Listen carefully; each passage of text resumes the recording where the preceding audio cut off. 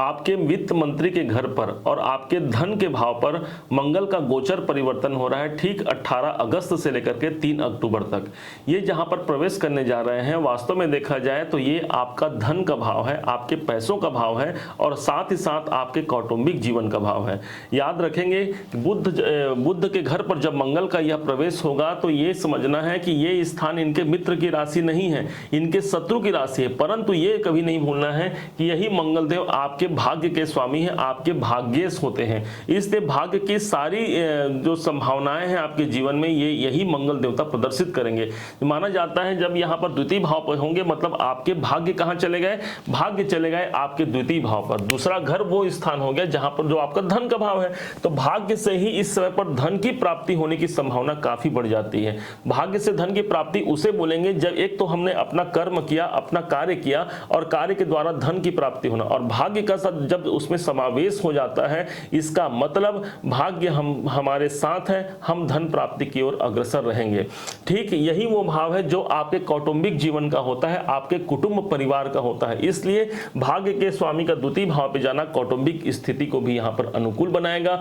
हम या हमारे कौटुंबिक जन किसी बात को लेकर के अशांति के से युक्त है तो मंगल इस बात को सुधारने का प्रयास करेगा। परंतु चूंकि इनकी शत्रु की राशि है इस कारण से आपको यहाँ पर नियंत्रण रखने की आवश्यकता है। मंगल क्या है, वीरता है, साहस है। इसलिए यदि हमने इस भाव पर नियंत्रण रख लिया, अपने कुटुंब पर नियंत्रण रख लिया, अपने धन के खर्चों पर नियंत्रण रख लिया तो यकीन मानिए यही मंगल आपको शुभता की स्थिति पर ले आएगा।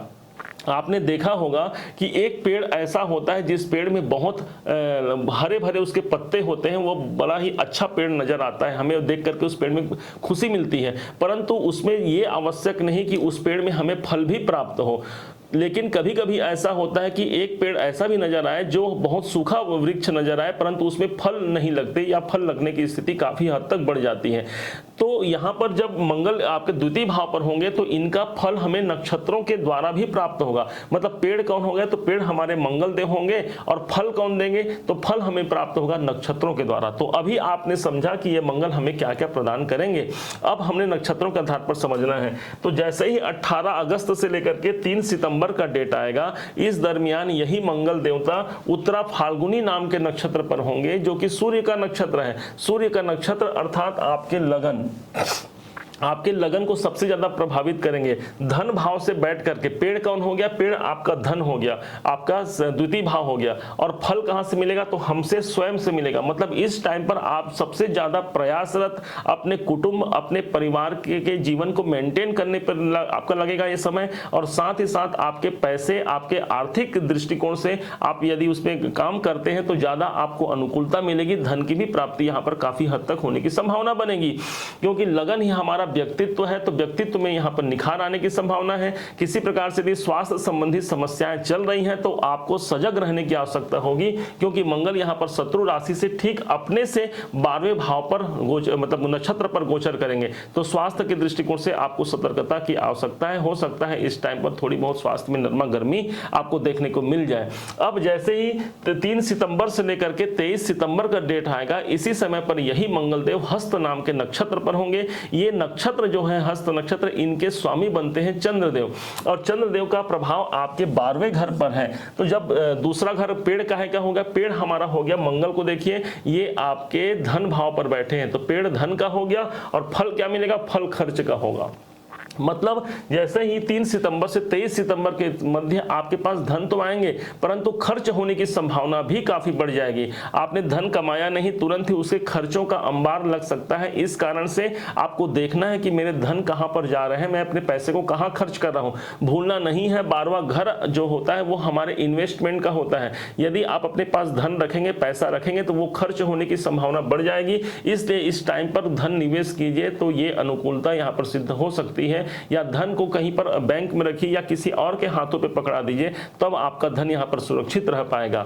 लेकिन जैसे ही ये 23 सितंबर से लेकर के 3 अक्टूबर तक ये चित्रा नाम के नक्षत्र पर होंगे, तो इसी दरमियान ये मंगल के नक्षत्र पर होंगे। मतलब मंगल अपने ही नक्षत्र पर है। मतलब पेड़ कौन हो गए, तो मंगल हो गए, फल कौन हो गए, तो मंगल हो गए। रिजल्ट क्या होगा, दूसरे भाव का रिजल्ट आपको मजबूती से प्राप्त होगा। मतलब पुनः फिर से आपके भाग्यश होने के कारण भाग्य का साथ हमें मिलेगा धन प्राप्ति की ओर।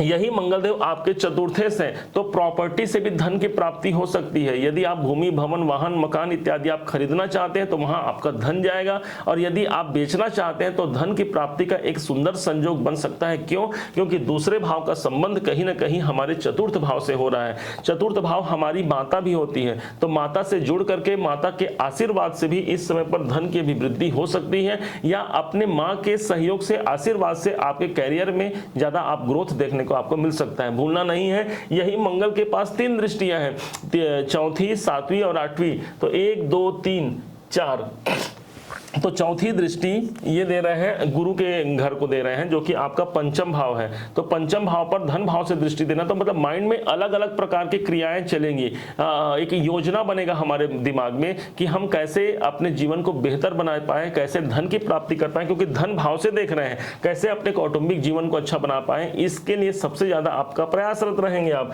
इसके बाद इसी मंगल के पास 8वीं जो 7वीं दृष्टि है, तो 7वीं दृष्टि से सीधे या आपके अष्टम भाव को देखेंगे। अष्टम भाव यहां पर रुकावट का भी होता है। इस टाइम पर आपको कुछ रुकावटों का सामना भी करना पड़ेगा। हो सकता है आपके कार्य जब बनने वाले होंगे तो अंत समय पर जाकर के आपको कुछ रुकावट देखने को मिल जाए। इसलिए आपका साहस और प्रयास इस समय पर पूरे के पूरे आपका 100% का होना चाहिए। भूलना नहीं है कि राहु ऑलरेडी आपको 75% का रिजल्ट दे रहे हैं। आपने हमारा पुराना वीडियो देखा होगा, इसके पहले जो पोस्ट हुआ था। केतु भी अच्छे भाव पर चल रहे हैं, और तो और आपके स्वयं जो राशि के स्वामी बनते हैं सूर्यदेव, उनका गोचर तो भाई आपके स्वयं के अपनी राशि पर चल रहा है। मतलब सूर्य देवता तो यहाँ पर आपके साथ खड़े ही हैं।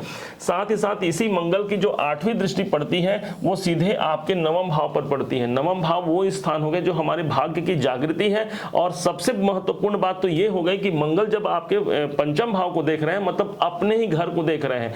धन भाव से अपने घर को देखना सारे दृष्टिकोण से अनुकूलता को सिद्ध करता है। कुछ बातों का ध्यान रखना, जैसे हमने कहा खर्च पर आपको ध्यान देना है, अन्यथा धन खर्च की संभावना काफी बढ़ जाएगी। विशेष तौर पर आपको 3 सितंबर से लेकर के 23 सितंबर तक धन खर्च से आपको बचना है। ओवरऑल देखा जाए तो यह मंगल का गोचर आपके लिए भाग्यवर्धक और धनदायक ही होगा।